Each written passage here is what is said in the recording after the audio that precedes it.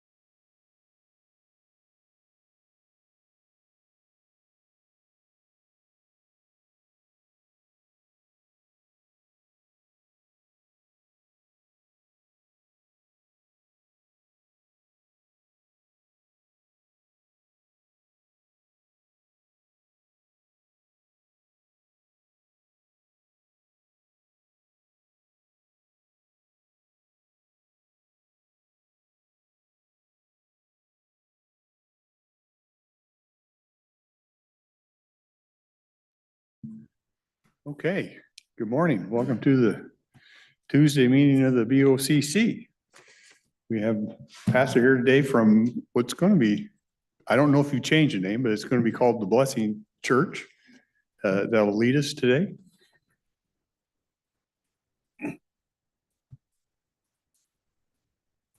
I had a chance to hear a conversation from some leaders in our county, and this is what my prayer is about. Is that conversation was predominantly about rivers, embankments holding back chaos, and false gods on the Mount Olympus causing trouble. And so we ask you, Lord, that let your streams of blessing and joy and goodness continue to run through our county. Allow them to be within their banks, that they don't turn into chaos. Instead, that they enrich everyone's lives. Continue to hold back that which tries to fill our land with chaos, that tries to fill us with unseemingly conversations. And then we ask you, Lord, that those powers that think they have power over you are held back and taught the clear lesson that you are the Most High God. We want to bless each member of this commission today, Lord. We have two Steves and Richard, and so we ask that you bless them and let them be operating in your will, so that is always for the good of all the people. And so we thank you in Jesus' name. Amen. Amen. Thank you. Those who would like to join me in the pledge. I pledge allegiance to the flag of the United States of America and to the republic for which it stands, one nation under God, indivisible, with liberty and justice for all. Okay, I'll do a quick, just kind of tell you what's going on today. Our regular meeting, 9 o'clock, which you're at. We have a Board of Health today at 10 a.m. At 11 o'clock, we have a workshop with the treasurer. We're doing a bond issuance for the Public Facilities District. Then at 1:30, we have an open meeting, department updates, roads, parks and recreation, and animal control. And I'll be honest with you, animal control has me kind of tied up in knots a little bit. That's could be somewhat of an interesting meeting. Okay. I'll entertain a motion for approval of the minutes from January 12th to 13th. Make a motion to approve minutes of January 12th to 13th. Okay, we have a motion to approve the minutes. Comments, questions, corrections? Okay, seeing none, we'll call for a vote. Those in favor? Aye. Thank you. I'll run down consent agenda, agreements, contracts, bid awards. First two items are treasurers. County Commissioner approval for county treasurer to remove taxes from the taxpayer rolls. This is basically uncollectible taxes, and it predominantly is what you would call personal property, not your real property. It's a lot of it is like mobile homes, or say even a business that goes out and takes inventory or something, personal property, and we deem it uncollectible. It's not there anymore. We're looking at a little over 41,000 in that. And then we need to review on a yearly basis the refund list to fill the requirements of RCW 84-69-020. That's when we do tax relief on property, say seniors qualify and you do tax relief. And that is in the amount that looks like a little over 751,000 this year. Public Works. Completion letter with pavement surface control for the 2025 countywide delineators project. This is a project that final cost is $154,886. 90% of that was federal funds. Amendment number 4 with RH2 Engineering Inc. for the Riderwood Settlement water source. The amendment is to satisfy Fed requirement. If you remember, we got an allocation from the feds for $1 million to improve the Riderwood project out there. And this amendment is the cost of satisfying a requirement to the Fed for us to receive that money. And I'll take a group of them here, 5 down through 11. These are all from Public Works. These are our applications to RCO. We sit down and identify projects that we have upcoming. We make a list of them, we send them in, and we see if we get funded on some of these.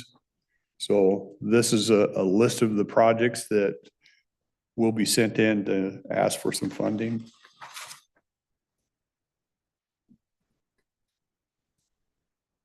Item 12. Approval for sole source request for repairs to fire panel located at the Cowlitz County Youth Services Center. It's in an amount of $49,800. Sole source means you basically have one bidder that does this kind of work. So there has to be approval for it when you have one bidder that does this, and it's replacing, they call it a failed panel. I think it still works. It's just not up to code is kind of how it was explained. Pretty close there. And then we had a change in finance directors. So item 13, we updated with the Washington County's risk pool to name the new finance director, which is Sean Roy. Letters notices, items A and E are both letters from the Department of Interior regarding the Cowlitz tribe and some land acquisition they're looking at. B, C, and B and C are Federal Energy Regulatory Commission letters to Pacific Power. First one on Weir 3 improvements, SWIFT #2 projects. And the second one is an inspection of SWIFT #2 project. And then D is an affidavit of posting a resume for the month of December 2025. That's the consent agenda. Any questions, comments on consent?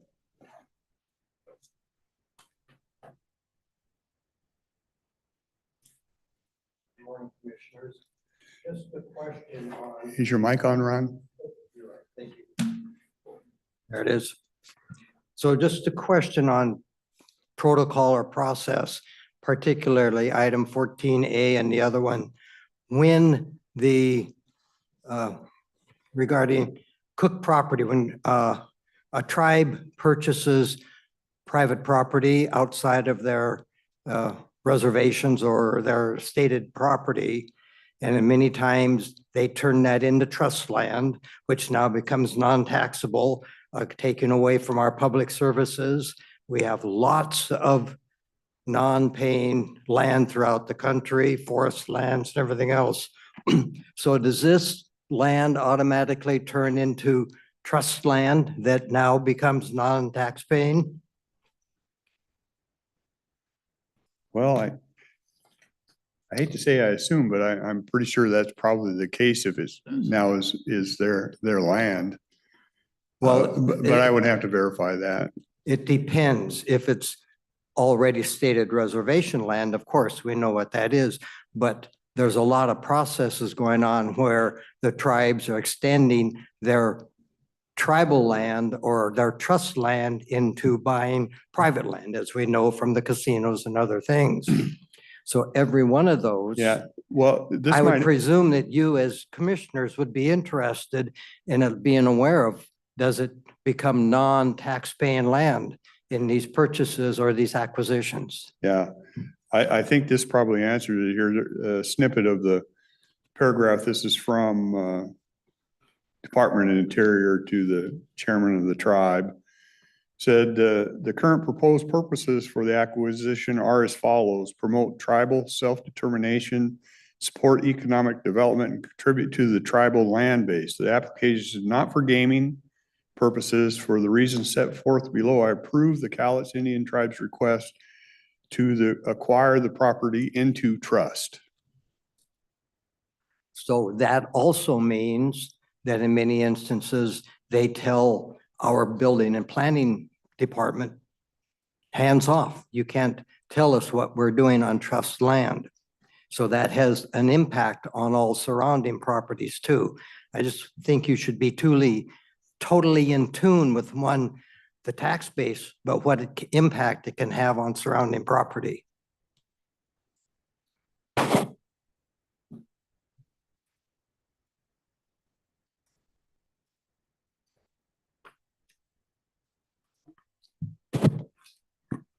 Good morning, Commissioners and Chair. My name's Bruce Barnes for the record. I'm a guest in your community, but I do have some concerns about Pacific Core. Pacific Core has been operating on basically a contract with the counties, Skamania and Cowlitz County, and they have not fulfilled their obligation. I've been involved in this for quite some time about recreation. They've had a recreation plan for trails and all sorts of stuff that they've never fulfilled, but they're asking the county to waive fees and do this and do that and do the other thing and relicense their dam, every so many years, right? So as commissioners, you should probably be asking those questions. When are you going to fulfill the obligation? Because they're taking resources from Cowlitz County. They built those 3 dams to provide cheap power to people, and now they're sending it other places, right? They're not just sending it to Cowlitz County or Skamania County. They're sending it to California and everywhere else where they can get the highest price for their power. But they're cheating all of us. And if you've been up there to their recreation spots, they've made them smaller and smaller and smaller so you can get less recreation. They haven't put the trails in that they promised that they were going to put in. And to my knowledge, they have no plan of doing any of it. And we're all sitting here going, okay, well, my hunting opportunities have been diminished. My trails have never been built, but yet they're relying on our roads and power lines and everything else to send power to somewhere else. So, some extremely wealthy person can get more wealthy, and I don't care how much money people make, but there's enough money in there to fulfill the obligations to the public that have allowed them to block the fisheries and everything else. So that's all I've got to say about that. Thanks so much. Thank you. Thank you.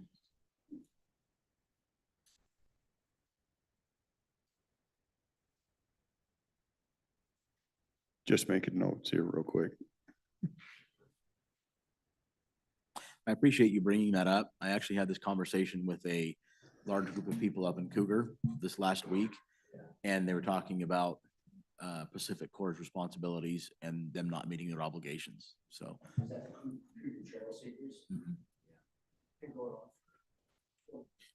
Yeah.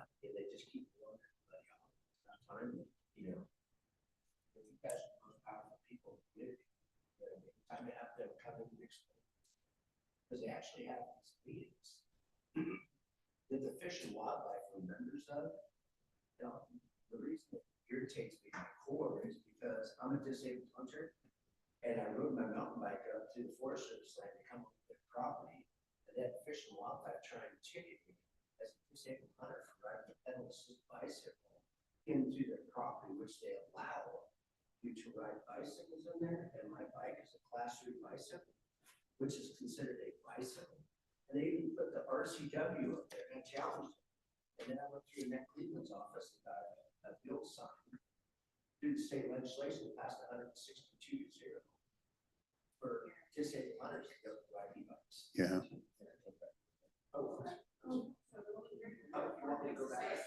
Yeah, we have audience that listens and they can't hear.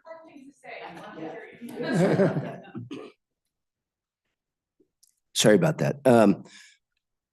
So what happened is I rode a Class 3 e-bike onto Pacific Core's property, and the Fish and Wildlife tried to ticket me for doing that. But the RCW right on their property is the RCW. It says that I can ride my bicycle, and it's considered a Class 3 bicycle. And so since then, it turned me off so bad because Mark Smith and I know you all know Mark, we took all the legislators and congressional people on a field trip at our expense. We made them lunches, we rented the vans, all the stuff to take them on tours on the north side and the south side of Mount St. Helens to show them the problems with what was going on. And during that time, the Forest Service was going to get rid of this property. And so it was going to go to a private property owners, and they wanted to build cabins up there and turn that place into Disneyland, right? And ruin that area that's been a birthing area for our elk herd on the south side of Mount St. Helens forever. I've hunted that area since I was 10 years old.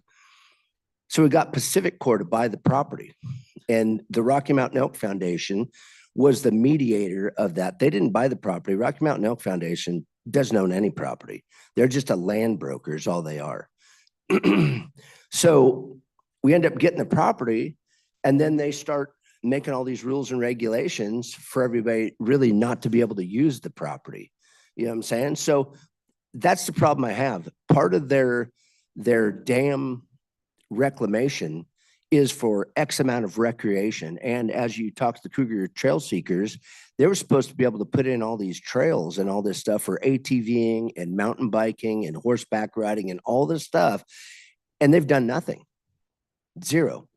So that's my issue with what's going on here. And like I said, you're the three most powerful people in your community besides your sheriff, you know, and he may not have any power here coming up pretty soon because the governor wants to take it away from him if he doesn't, you know, bow down to what the governor wants. So, you know, we got to do something for the public because, you know, age is a disability.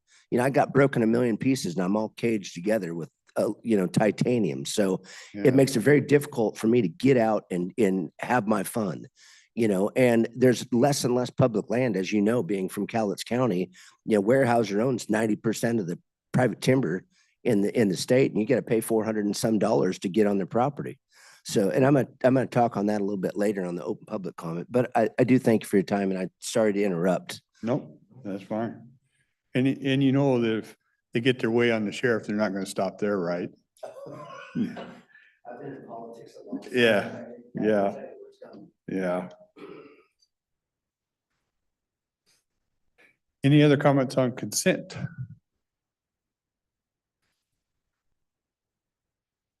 Okay, I entertain a motion. I move approval of the consent agenda. Okay, we have a motion to approve consent agenda. One last call.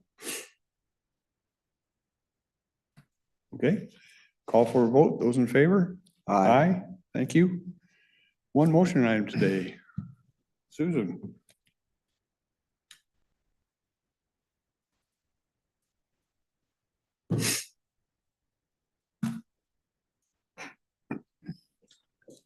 So good morning, Susan Eugenius, County Engineer, and the one motion item we're bringing today is the emergency contract with Quigg Brothers Incorporated to repair the damage to Barnes Drive that occurred December 12th was when the road embankment slipped away, and the road has been closed since that time.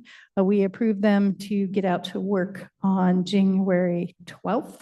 We have an estimated contract of $646,325 based on estimated quantities and the unit prices that we've agreed to. This is a 9-mile detour for people who have to go around. They have been out there diligently working. They have the road up to about the 90% mark and are putting in the extra culvert we were adding as part of the project. Public Works will be out there tomorrow setting stakes for final elevation. And then if everything aligns and Lakeside is open next week, we will be paving and hopefully opening up by the end of next week. But I think you answered my question. We are doing the other culvert. Yes. So. Yeah, we are adding a 'Cause bypass culvert. So much water overwhelmed. My understanding was the culvert never failed. Correct. It just got overwhelmed. And so Yeah. we're trying to fix that issue. It was running full the whole time. It was never blocked. So there just was so much water. It was sitting against the embankment and it became oversaturated. Yeah.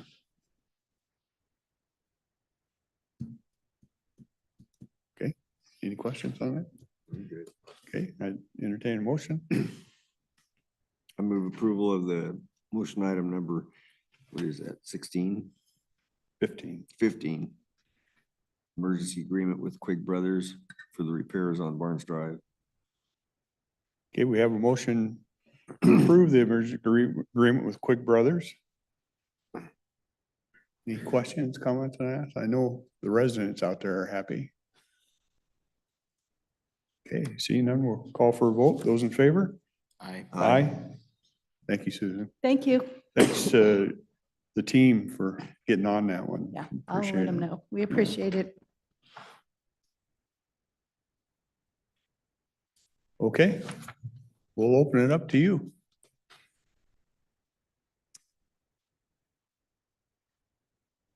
Yep, absolutely.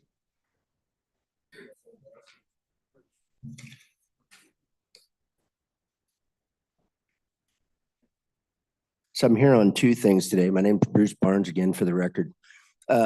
Guest in your community, I want to give you a warning. My girlfriend and I came up here about a year ago. There's a man named Keegan Taylor Anderson Excavation Incorporated. He's a fake. He has no business license, no insurance, no bonding, no tax ID number.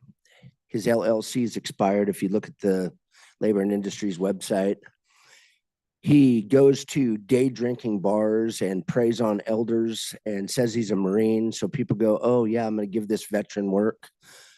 He's a thief. He stole $125,000 from my girlfriend in credit card manipulation, cash, and wrecking her vehicle.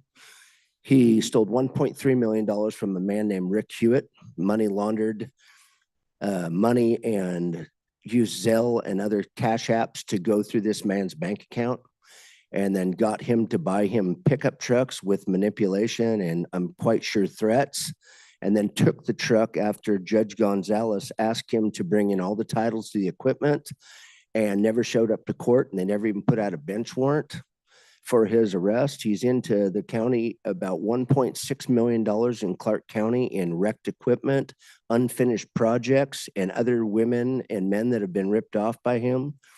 He just recently stole $18,000 from a woman that's in Cowlitz County up here above Woodland, and then left the bill to her after she gave him money for the equipment to do the job.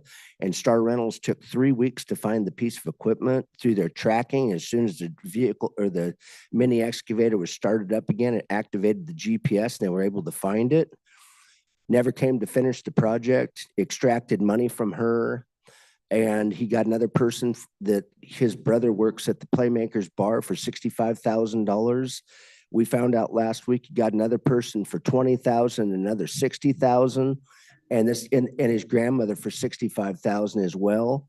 This person needs to be stopped. And the reason I'm here today is because I went to your court system last week because he got a driving while suspended, which he hasn't had a driver's license since 2020.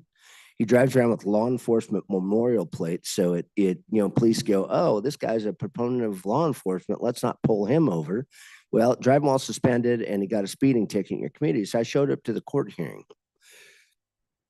Your court system is unlike our court system in Clark County. They don't let you go, oh, I need an attorney. No, I got an attorney. No, I need an attorney, because he was involved in the hit and run of a utility pole in Clark County where he owes him $247,000.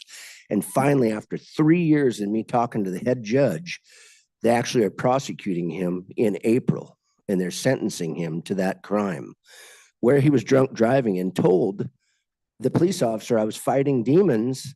And, was from the Marines, and this is why I was drunk. You know what I mean? It's a disgrace. My whole family was in the military, and it is disturbing to me that this person uses that crutch to get out of trouble and gain women and gain jobs. He's a disgusting puke. So that's why I'm here. But the more alarming thing to me at your court system was this.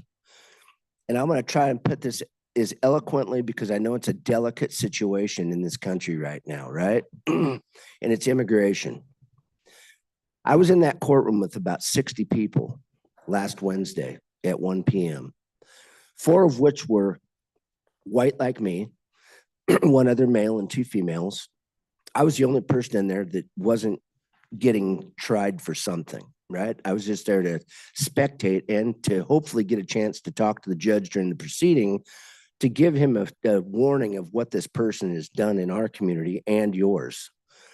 And he was gracious enough to let me speak. And afterwards, the prosecutor was gracious enough to meet me outside, asked to meet me, and very professional, very polite.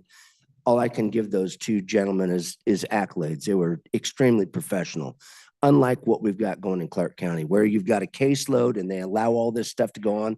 They've got a backlog of 2.5 years of cases in Clark County.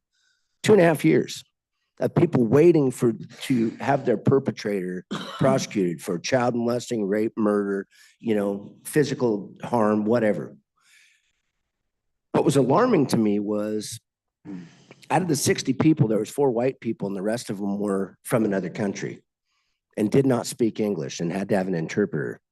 All for drunk driving, no license, none of them had insurance or licenses, right? None of them spoke English, and hit and runs and drunk driving. And it's concerning to me that during the Biden administration, they have allowed all these military age people to come in this country, and we can see what's going on around the country. And I've been all over the world. I've been to 188 different U.S. embassies around the world to do electrical work, and I've seen massive poverty. I understand why people are coming here. I don't care who comes to this country. It's the greatest country in the world, and we should be embracing other cultures, and we do, as long as they're here legitimately and not here to do us harm. And I'm very worried about what is going on here in this country when I see thousands of people taking over communities, and we've got elections that are being run and people that aren't legal citizens being elected. We've got a huge problem here. And I know that the president is sending out, the borders are to Minnesota at this point and bringing them to Washington State. And I know this is a sanctuary state. I get it. You know what I mean? I was a lifetime Democrat. I honestly, I can't even hardly vote for him anymore. And I'm putting that on the record right now because I'm very disturbed at what is going on and what has gone on, especially with the waste of tax money. I've been involved in this interstate bridge. My dad's the one that started it 35 years ago. And I cannot believe the money that they have wasted of hard-earned tax dollars on this project. And 35 years later, we still haven't got a NEPA and SEPA signed.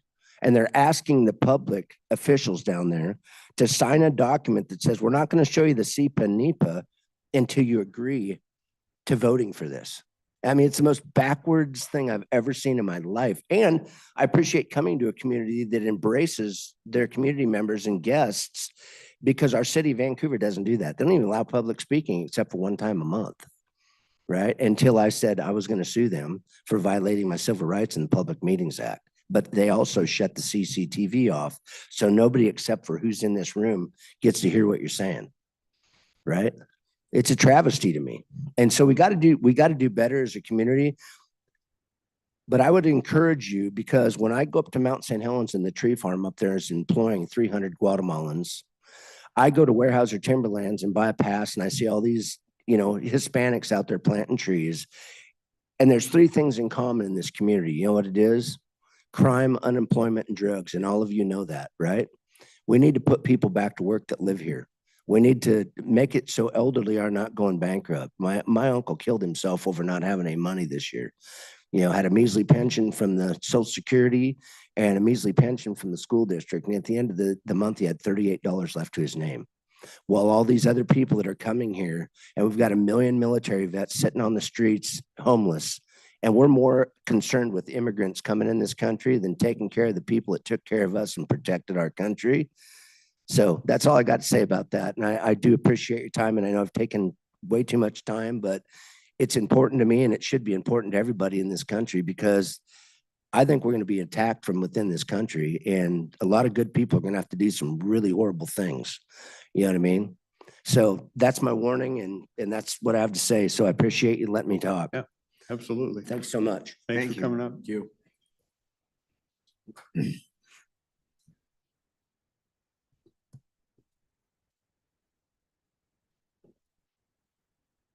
Just a supplement to that previous speaker is that I understand, I haven't seen it officially, that the President of our United States has submitted a request to Congress to do away with sanctuary cities and counties and states in this country.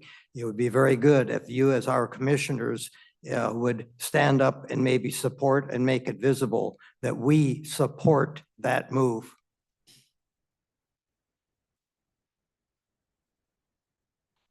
We that have elected you, and you know where we stand, and if you don't, you know where to ask questions about it.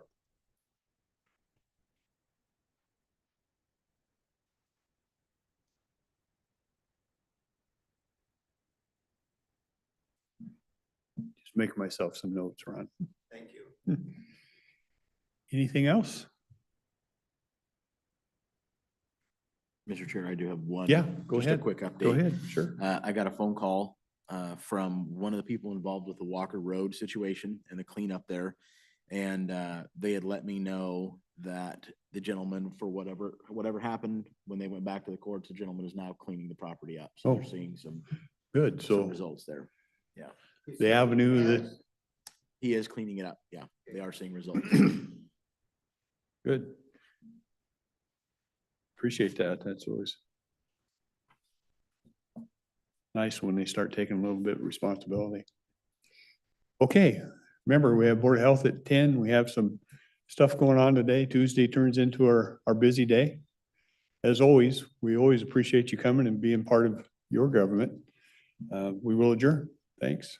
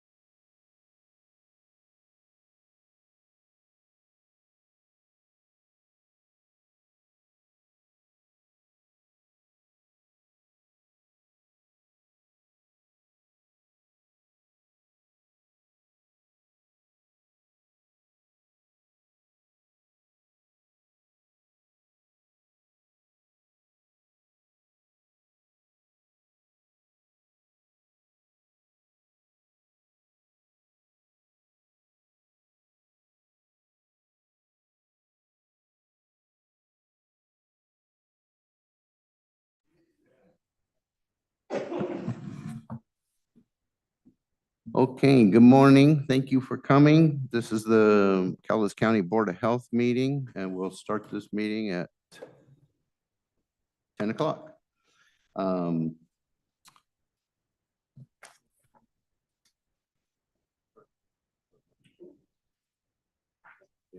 Okay, today is our first meeting of the year, and so therefore we start with elections for 2026, which will be the chairperson and a vice chair. So for that, I'm going to turn it over to our clerk, Kelly, and take it over from that. Thank you. Kelly Grayson, I'm the clerk of the board for the Board of Health.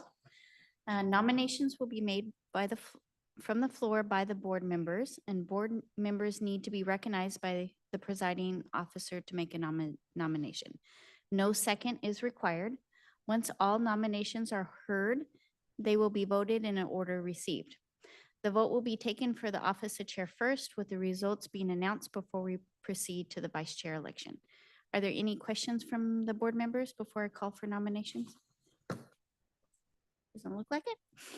Nominations are now in order for the office of chair for the Board of Health. Are there any nominations?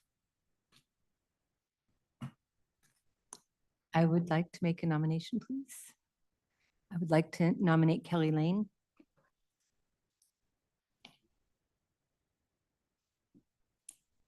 Are there any other nominations?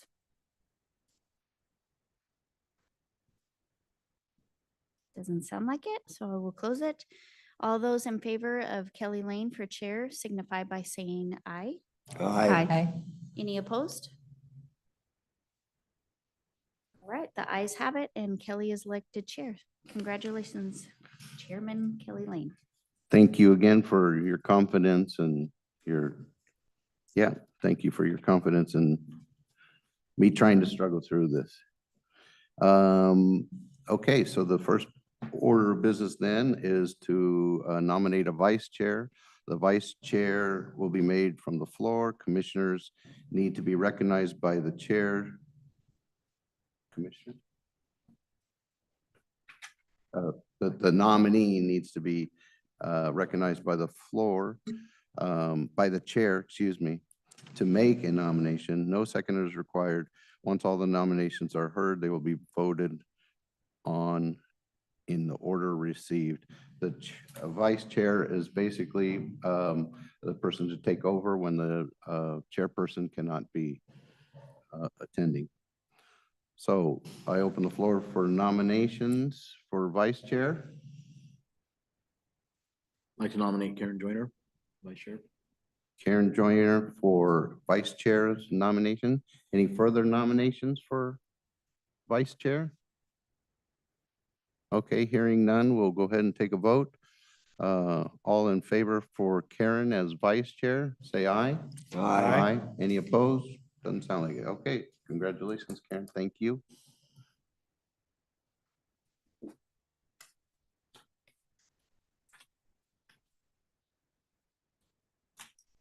Okay, and I know one meeting, I believe it's in May. Karen, I'll give you a few months heads up that I won't be here, so you'll be on. Okay, thank you.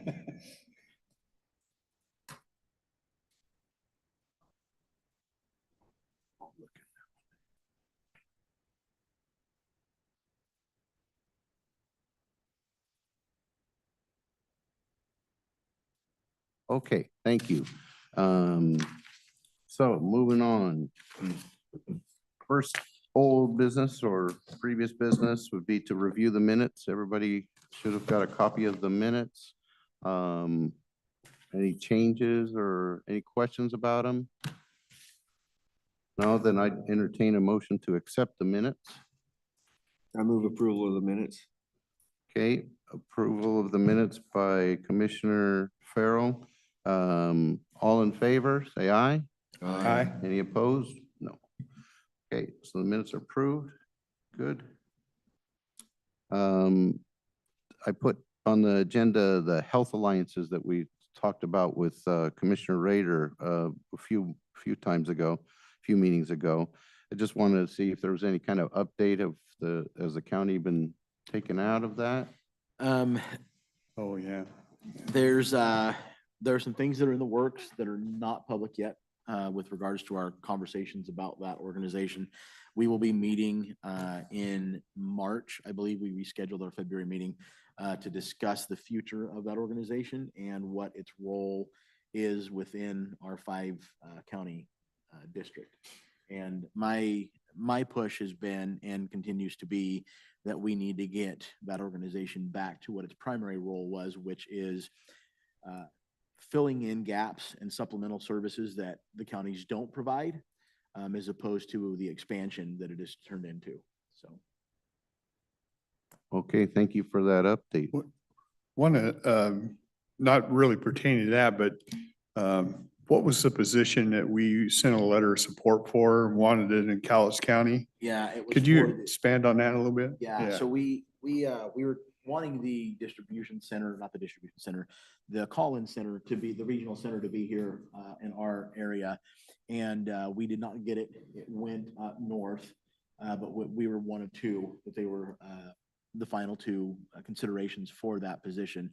But the one thing, the good thing that came out of that is that all the preparation that we made so that we would be able to be chosen, we now have that infrastructure and those things within our organization. So we did benefit from our extra efforts to qualify, if you will, for that position. But yeah, we did not get chosen. Any further questions or discussion on that? Okay, we'll move on. We have Dr. Krager out there. Thank you for coming. And Gina and Carol too, and the entire audience. Thank you. Thank you for coming. Dr. Krager, we asked him to see if he could talk a little bit about the new food pyramid. When I was a kid, we had food pyramids in the 4 food groups. And I remember bread, vegetables, meat, and dairy group. So I said pepperoni pizza isn't perfect food to meet all 4 food groups. Since then, things have changed, and now we have this new pyramid, and I don't quite understand it myself yet, the way it is. So we have our expert doctor to talk to us about it. I still agree, pepperoni pizza, perfect food. No. A lot of us are in that camp. So yeah, I'm Steve Krager. I'm the health officer for Cowlitz County. And yes, Kelly asked me to talk about our new dietary guidelines, which hopefully you have a copy of. And so to start us out, I did kind of go through the past, where we've been. First, I want to just acknowledge, like, science around diet is difficult. It's hard to kind of measure. We're talking about looking at people's diets over, years and decades, and how to measure that is difficult. The effects of people's diets on their health to measuring is hard. It's not straightforward. And I think that leads to some of the confusion and changes and guidance over time as we learn more and more. It's kind of like any other science, but even more complicated, I think, sometimes, especially when we compare it to like a medicine, where we give one medicine and we, see if there's an effect, right? People don't eat just one thing. They eat a variety of things, and how that all interacts in your body is complicated. So like Kelly mentioned, I think I don't know if this was the first dietary guidance, but this is the most kind of recognizable, shape that it took, which was the original food pyramid. And that has gotten a lot of criticism lately because of how much it focused on grains and breads. And as we've, expanded our scientific knowledge over time, realizing maybe 11 servings of bread a day is not ideal. It's like a loaf of bread. So it did still, emphasize fruits and vegetables and meat and dairy, and then trying to limit, oils and sugars as much as possible. But there are certainly problems that we've realized with that over time. And, an interesting amount of kind of journalism, I would say, that went into, like, what sort of sources were informing that in terms of, business, agricultural, that sort of thing, how those guidelines got made. That's kind of true of all of these, but it is interesting to kind of look at and at least be aware of how those things happen.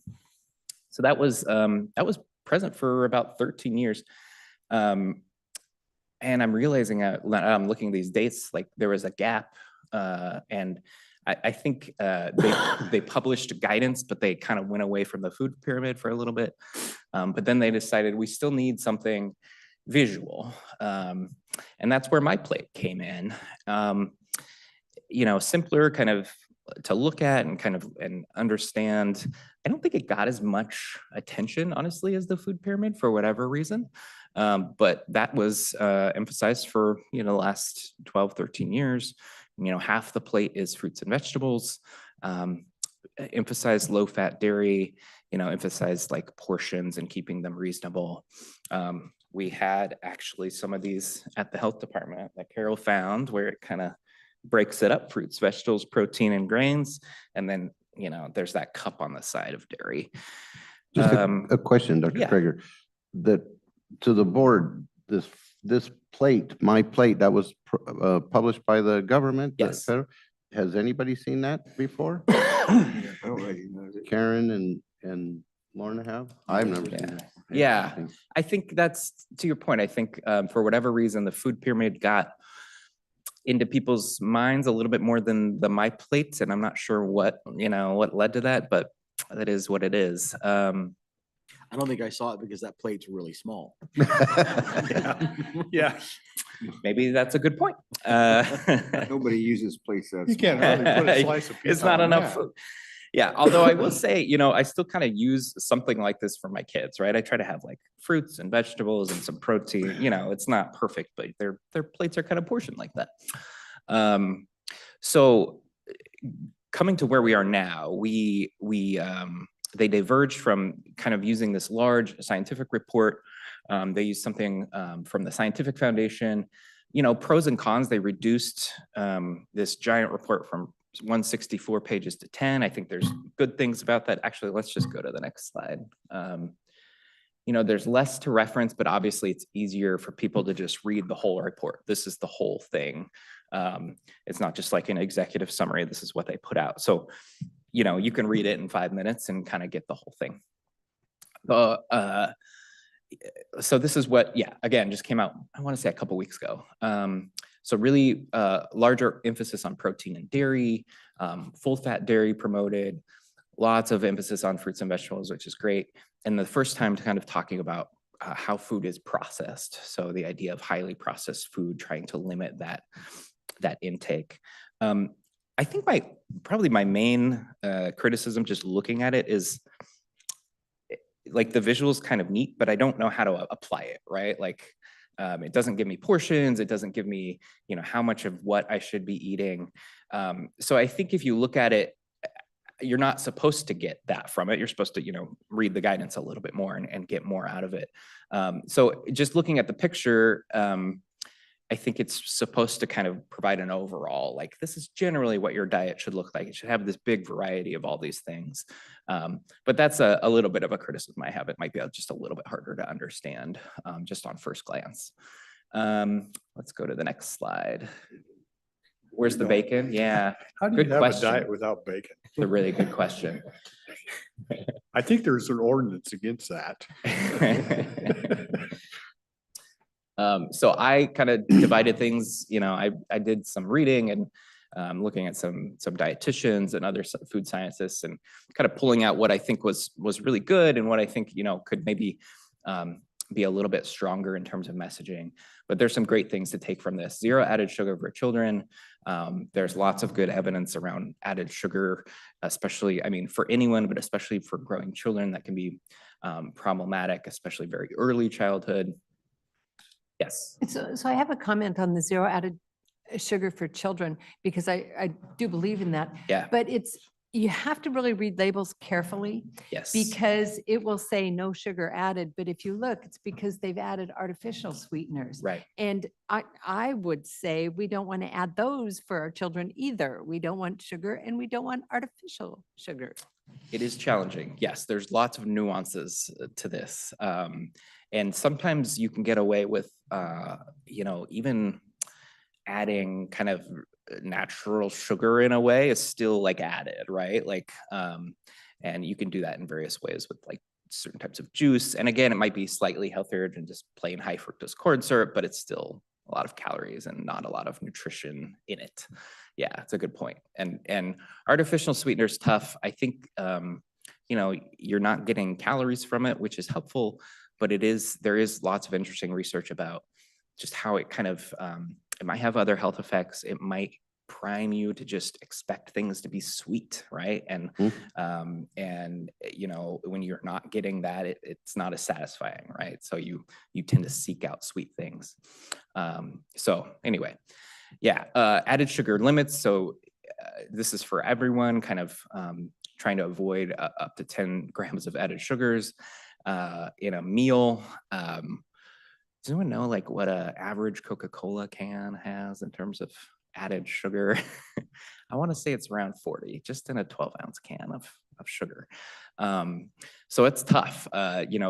Soda is a tough thing for our diet. This was the first one that kind of looked at, so life courses, meaning like looking over different stages of life and kind of like what diets should look like. And I don't go into, some of the specifics, but if you look at it, it focuses on that towards the end about, breastfeeding for infants, and then middle childhood, adolescence, young adulthood. It kind of emphasizes a few things in each of those life stages, which I think is great. We've had a lot more research recently on highly processed foods. 55% of our calories is estimated, like in the US diet, comes from this. I'll talk about this a little bit in the next slide, but how you define that is a little bit up in the air, which can cause some confusion. But in general, if we're talking about, chips and fries and things that take a lot of work to turn into food, but then are really easy to eat, is how I would put it. I generally like the message of, eat real food. I think that's a nice, easy thing to remember. Broccoli, an apple, a pear, cheese, meat. These are all, things of just food that we think of as, real food as opposed to something that's really highly processed. And then some of the same things are similar, promoting whole grains, emphasizing fruits and vegetables, and limiting sodium intake. Let's go to the next slide. These are a few things that I just think are slightly confusing. Again, not a huge deal, but I think maybe could have been improved a little bit. The guidance around saturated fats is tough because they emphasize full fat dairy, fatty meats, cooking with butter, beef tallow, but actually didn't change the recommended amount of saturated fat per day, which is less than 10% of the calories, which is around 22 grams a day.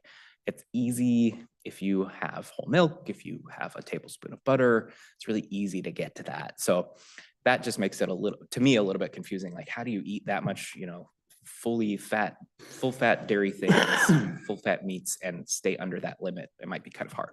Yeah. So on that topic, are you saying that they're recommending I was raised on skim milk until one day somebody gave me some 2% in my cereal, and I said, wow. So I have always stuck with 1% to kind of cut the difference, but you're saying that they're recommending whole milk? Yes. Wow. Yeah. And, there's some, I will say from my understanding, the research is a little bit mixed. There are some studies that show some health benefits with whole milk, but it is complicated. So again, it's kind of, I think, in moderation. I think they're saying it's okay, but you still have to watch that overall saturated fat. Yeah. This is harder to kind of, how do I conceptualize sometimes, but there are a lot of other factors that go into food: race, income, geography, and that is not really emphasized in the report at all. Again, it's short, and I think just made to be very easily digestible, which I'm just realizing is a good joke. Highly processed is that this is hard because it's a little bit undefined. I think it's almost better to just kind of not think about it too much, what highly processed means. If you look at a food and you're like, that looks highly processed, you should probably just go with it. But there's not a true kind of actual definition in the report. But you know, you might think of grape nuts as highly processed because it is a grain that is processed, but it has a lot of fiber. And again, as a part of a balanced diet, it could be a nice way to get some fiber. Alcohol, you know, they still say to limit it. And I'm not sure if this is better messaging or not. It says consume less. Whereas the previous report had specific limits of 1 to 2. You know, we have lots of evidence around alcohol just not being really safe at all. Obviously, it depends, you know, there's a huge spectrum. The more you drink, the more dangerous it is. But even small amounts of alcohol can be problematic over a long period of time. And just to the point of the saturated fats, the American Heart Association put out a statement just being like, it could inadvertently lead people to have more saturated fat and sodium. So that was their one kind of concern with the saturated fat piece. And then I think I have one more slide. And then I have one more update after this, real quick. Just in terms of policy. So this is less, I would say, like local things that we can do, but I do like thinking about kind of a bigger picture thing and how this affects federal policy, which is real.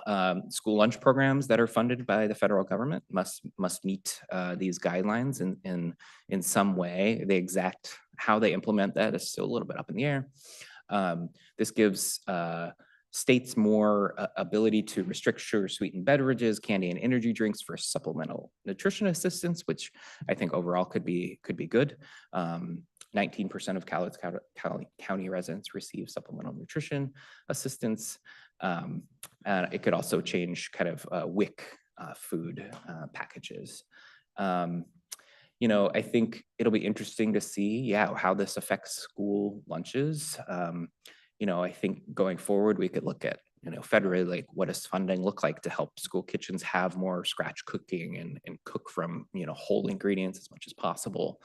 You know, kids who are lactose intolerant might struggle a little bit as like plant milks are considered highly processed. And just the idea of avoiding highly processed, again, without a clear definition, hard to enforce. But anyway, all that to say, I think there's some really good ideas in this. I think translating it into huge, you know, into policy that makes big changes, you know, we'll see. We could, I think one thing that's been talked about a lot is how much we subsidize like corn and things that lead to highly processed food. You know, could we subsidize other fruits and vegetables more? Food deserts, you know, it doesn't really get addressed, but it is a problem for some people. With a food desert is essentially not being close to like a healthy grocery store where you live, accessible for people living in urban or rural environments. That means people will choose like convenience stores or fast food restaurants instead of, you know, a grocery store. And then, you know, how do we invest in like food, school food infrastructure? I think those are just some ideas we can look at going forward. Okay, I think I just have questions on the next slide, but I did, and thank you for bringing this up. We have had some measles cases across the state, and I just wanted to provide an update like where we're at in terms of measles. There's been an increase in measles nationwide, and it's mostly been focused on South Carolina. This has been true the past like 4 weeks or so. We've seen a large increase in measles in South Carolina. Some of those cases were imported to Snohomish County, and then that led to some local spread. 3 cases about a week ago were found in Snohomish County. Last Friday, there was 1 measles case announced in Clark County in Ridgefield. Unfortunately, that person did attend, actually, I think they were an adult, but go to Ridgefield High School while they were contagious. So that means for Clark County Public Health, a large kind of investigation into, you know, who was exposed and what do we do with those people. We just learned this morning that there were some Cowlitz County residents exposed at that high school. And so we're working to, confirm how many people that is, whether they need to stay home from school or work, and then monitor for symptoms is kind of our main job. And then if people get symptoms, we want them to get tested. That's basically what we do. So interesting to see where that goes. I haven't heard a lot since Snohomish kind of announced their outbreak, I want to say about a week ago. They haven't announced more cases, which is slightly hopeful for me, but I mean, you never really know. So with that, I'm done with my part. I'm happy to answer any other questions. Just a quick question. Yes. I don't remember what the incubation period is for measles. Is it 72 Oh my gosh, hours? I just read this. So it's up to 21 days, which makes it complicated. I think on average, it's around 8 to 10, but I will confirm that because I was just looking at the incubation period is just for everyone is the time from like when you were exposed to a pathogen, a virus, and then how long it takes for you to get sick. And I think measles is unfortunately, it's a very wide timeline, can take up to 21 days, which is very, tough. Because that's a long time to be monitoring people for symptoms. I think, yeah, the average is, I want to say around 7 or 8. Yeah. Could someone be contagious during during the incubation period? If they develop symptoms, yes. And that's kind of why we watch people during that time, right? We really want to keep a close eye. And, if they develop symptoms, really keep them away from other people, especially as we get them tested. Yeah. Good question. This would be a great segue into a quick review of the chain of infection, if I may. Please. So chain of infection involves 6 links, and I think it's always just a good reminder, and we look at the basics on how, what's involved with infection. And the first thing, you always have to have the microorganism, the pathogen, which is whatever is going to create disease. That's the first link. The second is the reservoir or the source. So that's basically the habitat for wherever that organism can grow. It might be human, might be animal, it might be air, food, water. It might be on equipment. Then there's the third step is the portal of exit. So how does it leave its reservoir or source? So particularly if it's a human or an animal, how does that microbe exit that? Is it through saliva? Is it airborne? Is it through urine or feces? Is it through blood? So different ways that the microorganisms get out, basically. So that's the portal of exit. Next, how are they transported? So the modes of transport might be direct contact, droplet, airborne, a vector, which is something that's going to carry it, or a fomite. A fomite, I'm sorry, is something that's going to carry it. A vector is more like an animal source. An animal can be a vector. So, and if we think measles, I believe the mode of transport is airborne. It's droplets, if that's Airborne, yes, correct. Okay. Then portal of entry, how does it get into whatever it's going to infect, right? So it could be our eyes, it could be our mouth, it could be an open wound, it could be blood products. How does it get into that? And then what is it getting into? The last step is the susceptible host. So it's got to, you have got to be susceptible to that microorganism. What makes us more susceptible? If we're tired, if we're old, if we're immunocompromised, if we're young, if we're malnourished, those all make us more susceptible to the organisms. And so that's the chain. You can break that chain at any link. And I think that's always helpful to remember when we're thinking about infection, that it's not just one thing. It's not just kill the pathogen. We've got to think about what can we do to help transmission? What can we do to help us not be a susceptible host? And the good news is if you're not a susceptible host, it's not going to take root, so you're not going to pass it on. So that's the nice thing. Yeah. Yeah, that's a great review. And every hospital healthcare system has professionals called infection preventionists. And this is that's what they do, is trying to stop those chains somewhere along that line. So it's really important work. Along that line, I do have a question. If someone who has had the measles before, are they a susceptible person to transmit that? No, that's a wonderful thing. You are not a susceptible host because the virus might get into your body and go, wow, we can't grow here. You've got antibodies. Or so you are not susceptible. So you are also not going to be able to transmit it. Yep. So, and that could be from having the vaccine or the disease itself or being vaccinated. Yeah, something interesting about measles is that it doesn't mutate very much. So what we've found so far is that you have lifelong immunity if you've been infected or vaccinated. I don't think our parents back in the day got the memo because they'd go over and play with them and make sure you give them a hug when you see them. Yeah, measles. I mean, it was, yeah, but it was essentially, I think the year is 1958. If you were born before 1958, we just consider you immune to measles. We just think that pretty much everyone had some exposure at some point in their life. Yeah. I have this is an off-topic question for you, but you might have some insight into it, but I sit on the county legislative board and they start, and a person brought up and they were kind of criticizing, and I don't know enough to criticize, but dropping the alcohol limit from 0.08 to 0.04. Oh, for driving. Yeah, and when I see those things, there's some who will tell you, well, there should be no limit. There should be, I mean, it should be zero tolerance. I mean, I get there's a big spectrum, but my question to you is when, and I'm sure it had to do to body weight and stuff, but where do you start seeing impairment? I mean, we're all impaired as we age. I mean, our eyes starts going, our reflexes. So at what point is impairment? Yeah, it's a good question. It really does depend on the person.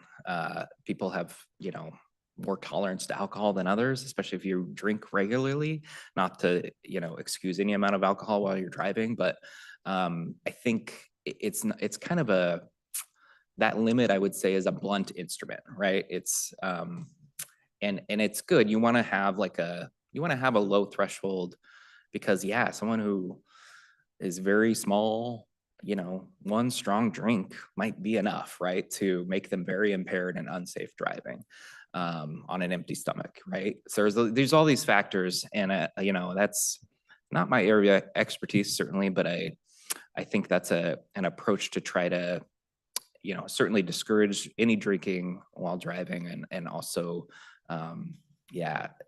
keep people as safe as possible. It's a tough question though. Yeah. It's a tough one, and sometimes it's hard to, we tend to live in a society where we want to blame others for, I mean, if you have a bartender and he serves a gal a drink, is he all of a sudden in trouble? Right. So I always kind of weigh these things because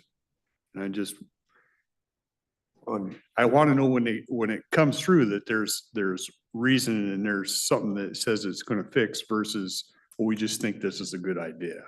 Right. And that's, Well, you probably have met in your life the term functioning alcoholic. Right. The people that, and I've known a couple that you'd never know. yeah, And I that's could never true. tell That's because true. they function in society just as well as other people standing around them. And then you find out later that all of a sudden they're in treatment because they overdid it one day. And it's been a problem in their life for years. Yeah, I think your body can develop, some of those guys can develop a tolerance where I've seen them just on cops. They pull over a guy and they breathalyze him and find he's 2.5. And I'm going, how can he even turn the key in his ignition with that? But yeah, I think you're right. The functioning, the body adapts quite a bit to almost any circumstance. Amazing. Okay. And then other people become addicted just, so easy. Yeah. So it is a individual tolerance thing. I would add to driving especially takes very quick reaction times, right? And even if we don't feel like that impaired, those reaction times are slowed with alcohol on board. So that can be where it can seem, people seem fine, but in a split decision where, a few feet can make a huge difference. That's where we run into problems sometimes. Yeah. Yeah. So those are we kind of weaved around a little bit. We have plenty of time, but that's, I'd just say in general, don't drink and drive. Mhm. And then going back to the measles, I'd like to just, my old wash your handsington thing that came from HHS, wash your hands and that'll help prevent quite a bit. Yeah, and Carol reminded me a great point too. If someone is concerned they have measles, before going to a healthcare facility, it's really helpful to call ahead, because what we run into with measles cases often is they'll show up in an emergency room or an urgent care, and they will often expose that whole waiting room, right? And that becomes really problematic. But if they know you're coming, they'll often either have you wait outside or take you to a room right away, put a mask on you, and that helps our investigation a lot, because then we don't have to keep track of all those people. It also keeps people healthier, so, yeah. Dr. Krieger, how many cases have we had in our state of measles recently? We've had, I just looked at this, I think 8 this year. Yeah. So at what point, because you use the term outbreak, when I hear outbreak, I'm thinking, oh crap, everybody's fallen, left and right. Yes. But what constitutes an outbreak? Great question. And every disease kind of has its own definition. For measles, they basically say if there is 3 or more cases where transmission has occurred. So, for example, the Snohomish case is a great example. So 3 people traveled from South Carolina. They all had measles, and they ended up and they were tested in Snohomish County. They didn't consider that an outbreak, but then somehow those infections got transferred to 3 more people in Snohomish County, and that's what they considered an outbreak. So like essentially one kind of jump of cases to another to more. Outbreak, yeah, I mean, it does sound more dramatic, and you want to stop it at that point, because obviously it can grow, but in measles, it can be very small and still be considered an outbreak. Yeah, it's a good question. Any further questions? Before you leave, Yes. unless you have to go, I'd like to ask you and Gina to come up for our next topic. If Gina, if you'd like to, nothing put you on the spot, but we're just gonna talk about priorities. Karen had asked, and we had talked about it previously, but the priorities of what, we're starting a new year here, our first meeting. And, I'd like to include both you, if you'd like to contribute to what kind of priorities we might focus on. Karen, would you want to start? Well, I just really don't have a whole lot to add to that, Kelly, but just trying to think, what should our priorities be as a board? Is there something particular of a public health concern right now that we should focus our energies on? Awareness. So would love your input. Yeah, I'm happy to, well, okay. Gina's been helpful. She brought up this kind of department priorities that we have shared before. I will say, in the past, we've had, Foundational Public Health Services Monday, right? And we were trying to decide, oh, and I forgot to mention, our community gardens, great example of eating real food, right? I meant to mention that. I will say one of the challenges that we've had both last year and then going forward is a reduction in funding for public health in general, and mostly through Foundational Public Health Services. I think we have kind of our baseline priorities that we are going to always do, trying to address substance use, STI investigations and infectious disease investigations, chronic disease as much as possible, and environmental health. And correct me if I'm wrong, Gina, we don't have the same level of extra funding to address any more things from a funding perspective.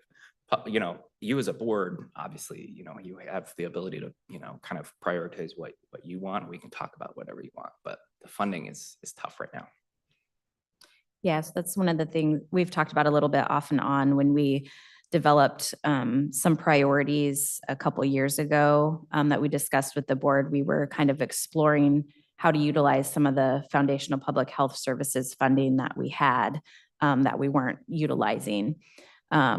This past year, we've seen a reduction in that funding. We anticipate another reduction. We'll learn more as the legislative session continues. So we'll learn more about that. But we're certainly continuing with our core functions as a health department and looking for, opportunities that we might be able to better address some of the things we had identified as priorities. But also interested in, it's not always just about what funding we have available, but what if the board wants to have discussions about what your priorities are or want to, have those conversations with the community and look at those things, then we can, we'd love to have that feedback about what the community finds important in terms of health and what that looks like. So not always about the funding, but So funding is a large issue, understood. And weren't there also funds that we didn't use? Mhm. So what can we do differently to make sure that we take advantage of all funds that are available to us? Yeah, so and that's the funding I'm talking about. So we had kind of started these conversations about additional things we could do because we had funds we didn't use. And now as time has, as we've had a couple years, the funding that was available has been reduced and we anticipate it being reduced again. So we don't have as much funding available to, kind of look at new or different projects, for example, to address certain things.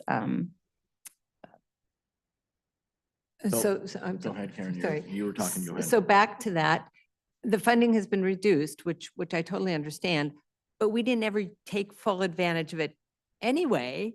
Mhm. So how do we take full advantage of the reduced amount? Yeah, so we are. Yeah, we are. And we're still for this year, the rest of this fiscal year anyways, still supporting the communities, the school garden projects. So we were able to continue that one a little bit, but we anticipate fully utilizing that funding this year, and we'll learn more about what it looks like moving forward. Are there categories of funding that we're still not addressing or not using that we have access to? Not at this time. Okay. So this one, I struggle with a little bit Mhm, because I'm not one to just spend money just because we have it. mhm. And particularly when we're talking about, as Dr. Krager said at the beginning of his presentation with regards to food and diet, it's very hard to monitor or track that over the years because of people's eating habits and things. And so when we're talking about health issues, the one thing that I think the fallacy that we can make is, or the fallacy that is there is, and that we don't take into consideration, is people's agency to choose what they're going to do. And that, unless we can change their thinking about their decisions, I don't really know how much impact we can have on a lot of things. And I don't know that throwing more money at programs solves that issue. Mhm. Now, I'm not saying that like the school gardens, I think that's a great program. It works. Kids are eating good food. I love that program. But I also don't want us just to be like, we need more funding, and because we have funding, we need to spend it. Yeah.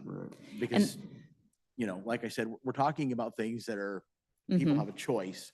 And unless we're going to come down as dictators and you have to do this, it's kind of tough. Yeah, no, I agree. And that's why I kind of mentioned it's not always about the funding because, we certainly, this board can have priorities, we can have priorities, and we can address those in different ways, right? So we try to do a lot of messaging, we try to get information out and, so people can be educated and learn and try to make the best decision for themselves, because sometimes it does come down to that and what decisions people are going to make. And one contention that I would have with what Dr. Krager said is that my kids think Cheetos are real food. So That's fair. That's fair. Anything that loses a residue on your finger has to be real. That's right. Moderation. Yeah, exactly. Yeah, moderation, that's a good way to look at it. I've always said everything in moderation, including moderation. That kind of gives a little bit of everybody, or gives everybody a little chance to do something. I have something that I wrote down a long time ago that I believe came from retired Commissioner Mortensen. And it goes something like the government should not, government, meaning this board even, should not be telling people how to live a healthy life. Government should protect the liberties and rights. Patients and doctors should decide how to live a healthy life. But Karen told me last year that the board has kind of a power to nudge people in the right direction. And I like that. And that's why we didn't have a big, a full agenda today. And so the food pyramid came up and I said, well, let's talk about that. And so I think is we can promote people with the, wave the carrot for people to do the things that they want to do. But then again, you're going to have people who choose not to live that way. And those are the people we need to respect. We see them. I'm sure everybody has loved ones and friends that you watch them killing themselves with alcohol or cigarettes or whatever. And it's very sad, but you have to respect them, if they're an adult, kind of, it's a hard part of humanity to watch other people suffer when it can be preventable. But at the same time, let them do it. It's tough. I live with my 89-year-old mother-in-law, and you think I tell her what to eat? No, but she's 89. So sometimes we say, hey, that's not really good for you to eat. But then I look, she's 89 years old and getting around. So it's kind of a tough balance. I just thought I'd throw that input in. Anybody else want to talk about that? Or talk about something else? And so Kelly, I just wanted to say yes, and I agree with you. And there's a big difference between promoting and mandating healthy choices. And even the term healthy that's value laden and so dependent on so many variables. So I think that promoting what we know to be in human beings' best interests, such as getting out in fresh air and walk, right? Some of the basics. So going back to that, just to put it to from a layman's perspective, the new dietary guidelines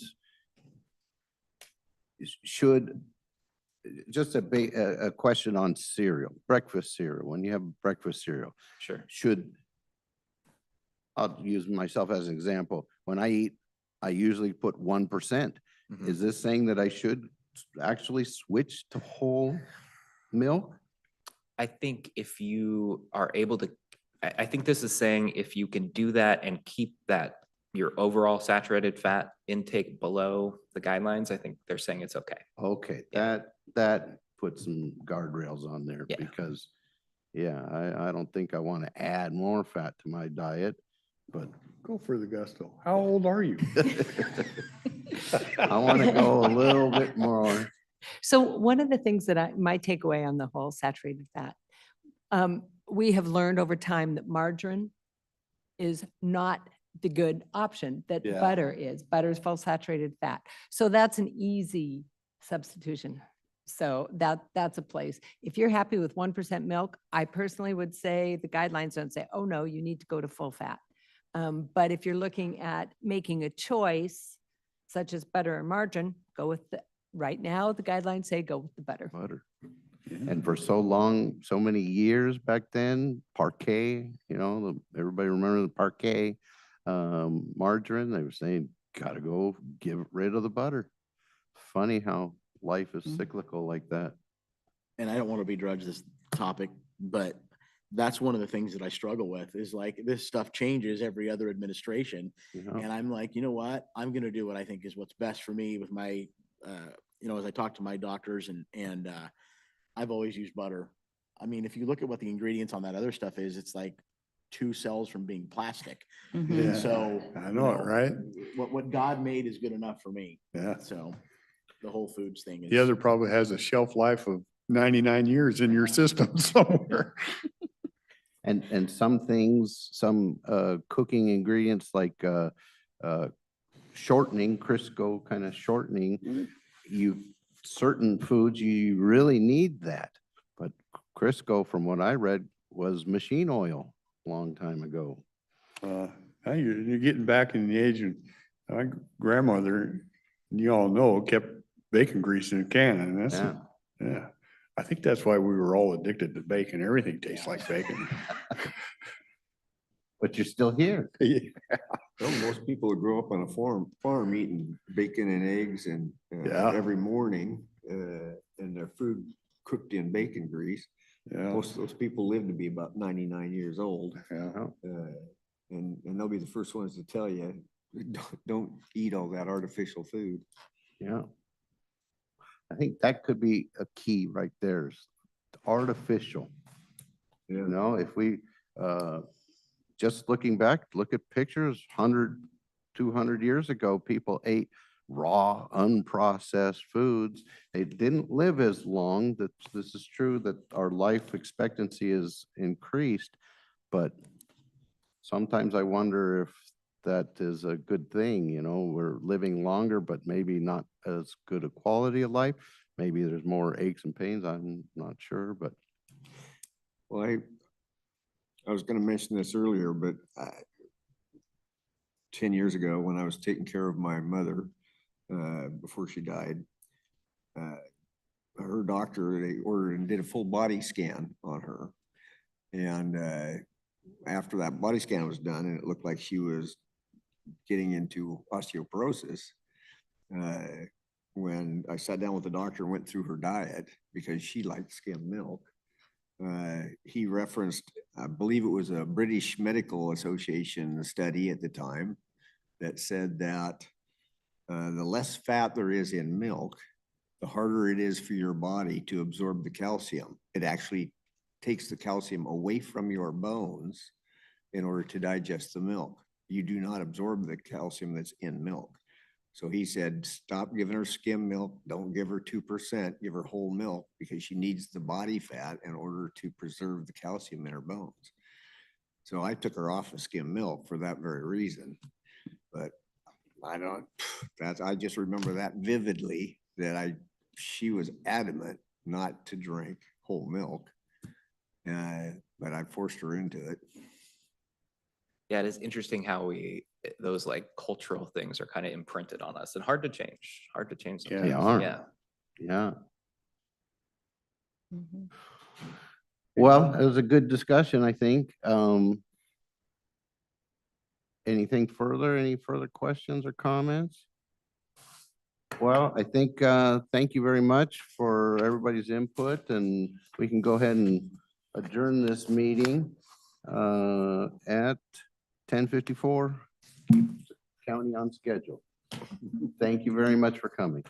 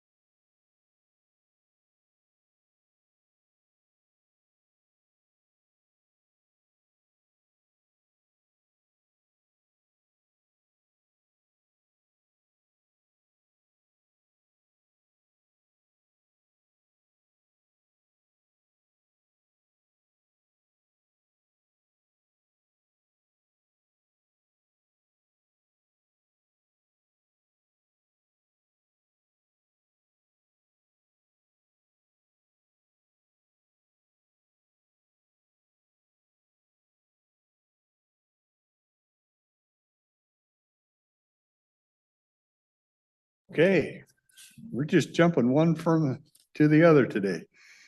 Deborah. I'll just turn it over to you. Okay, Deborah Gardner, Cowlitz County Treasurer.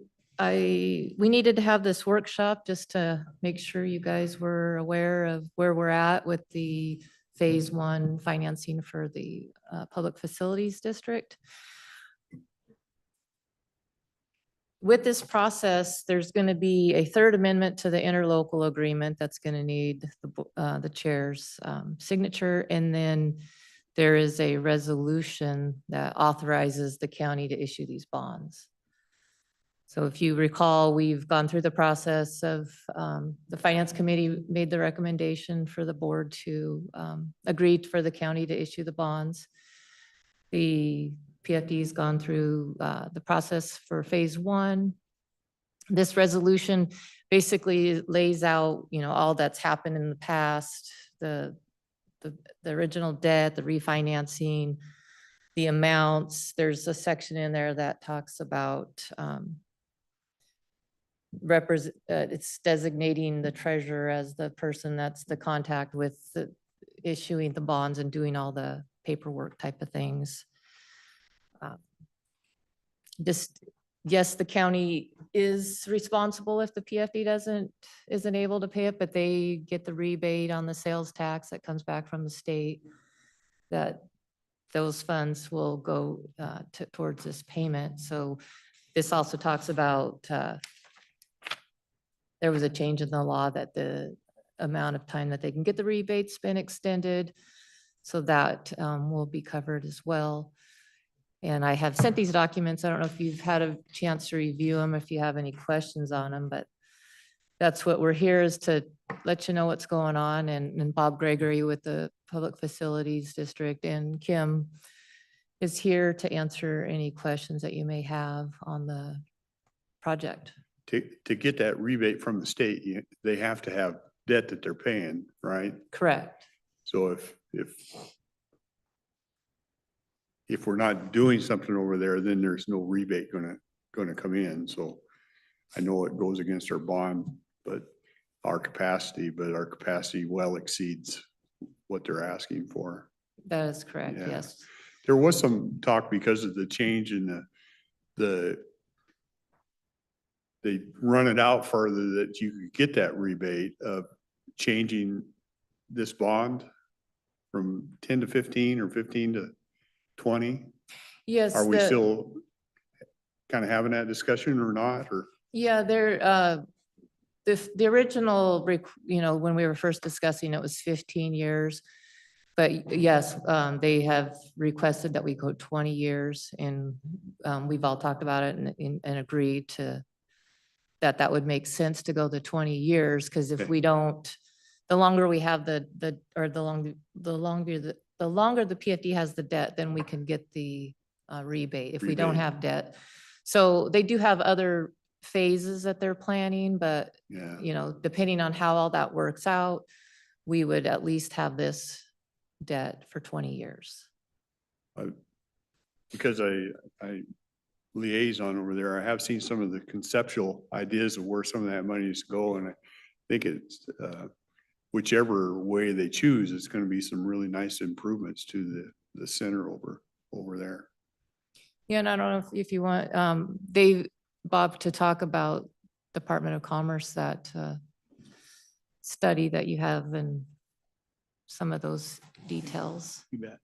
So yeah, part of the legislation for PFDs several years ago, they required public facilities districts to have a third-party independent feasibility review done of your project. And that's overseen by the Department of Commerce.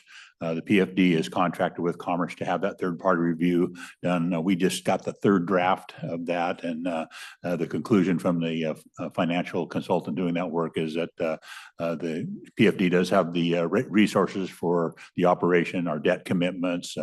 Part of that study includes taking on this additional debt, extending this debt for the new project, and they've gone through that process. And again, their conclusion is that we have more than adequate reserves debt service capacity from the sales tax rebate to pay that debt service. They actually did 4 different stress tests too on that ability. They actually took a look at if we were to have no increase in sales tax or lodging tax revenue over the next 20 years, would we have the ability to pay? And the answer to that was yes.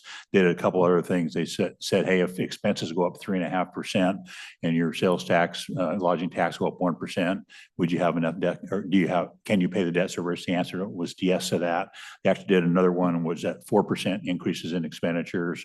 And then the last one was that the annual debt service actually came in 10% higher than what we are projecting in our financial forecast. And all those tests came back affirmative. So we actually appreciated them doing that stress test. And I think that just further supports that we have the revenues coming in from the sales tax rebate are going to be adequate to cover the debt service. So, yeah.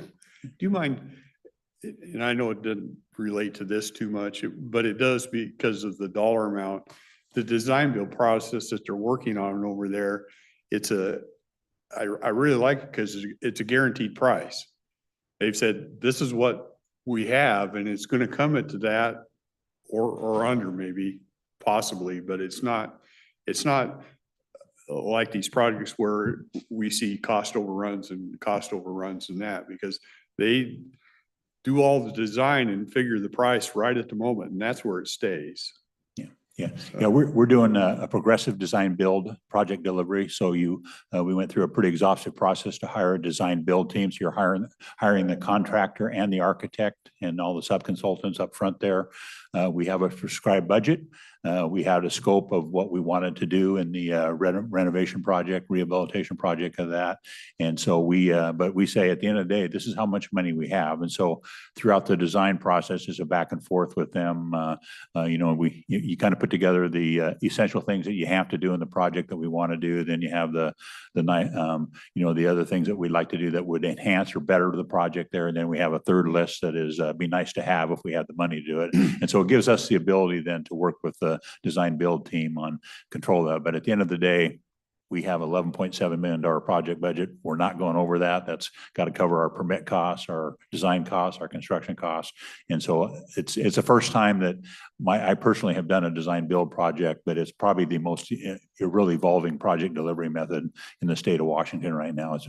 It's effective for large projects, and that's why it really works well for this one. But so far we're really happy with the process, and we just finished the pre-design. We're now getting into what they call the schematic design development process there, where you really get down to start putting together architectural drawings and go to the contractor, and you really start tying down that number. And at the end of that schematic design process, we'll actually have we'll negotiate what they call a guaranteed maximum price with the contractor architect team, and that will be the final price that they will get. So it's been a good process. I know the PFD board and myself have been very pleased so far.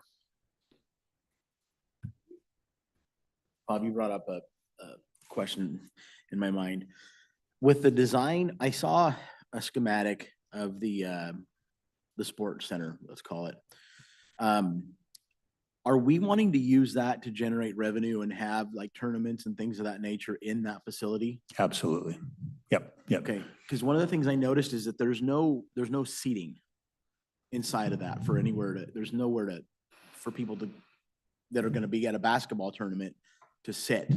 It's just, I just noticed the courts pretty much go to the edge there.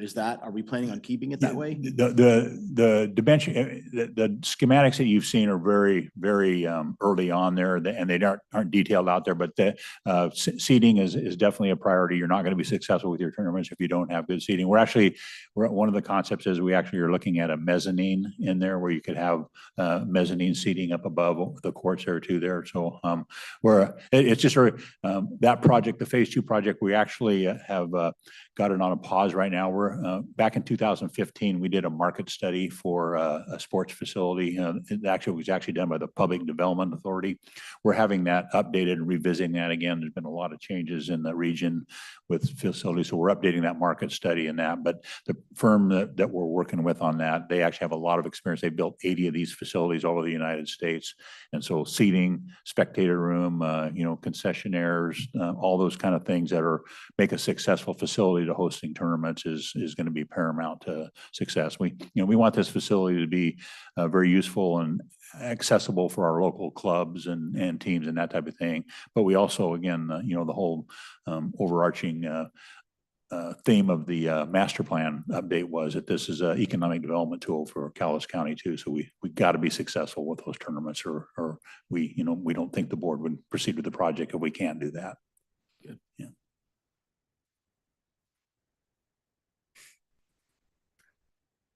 So what action do you actually need from us? Just, okay, we're moving along the path that we've discussed and we're okay with?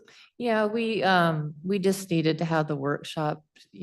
These documents are going to come to you. We have a schedule of events and we're just following all You're of. just going down the schedule, okay. Yeah, and so and this is flexible, so it might change a little, but the schedule has these documents coming the week of February 17th to the public meeting. Be actually on an agenda item? Yes, for Okay. for your approval and signature. Okay. There's several things that we're working through on the schedule of events with all the parties involved to get this done. The original plan was to have this bond closing by the end of March, and we might have to adjust it a little to be done by May 1st, but we're working to get it done as close to this schedule as we can. Okay. So yes, just to make sure you were on board, you understood where we were going, and these documents are coming, and if you had any issues, that we could get them resolved now before we move further. I don't have any. All right. I'm excited to move forward. Well, again, I think the PFD board really appreciates the county step doing this. I think we presented to you earlier what the differences in ability to borrow and debt service and that with the county using your bond capacity versus what the PFD can do there. It's really a win-win for Cowlitz County and this facility there. So we really do want to appreciate and thank you guys for being willing to use your debt capacity and ability to do that. That really helps us out a bit. So thanks very much. All right. Thank you for your time. Okay, thanks. All right. Mhm. Anything else? Okay, we will adjourn.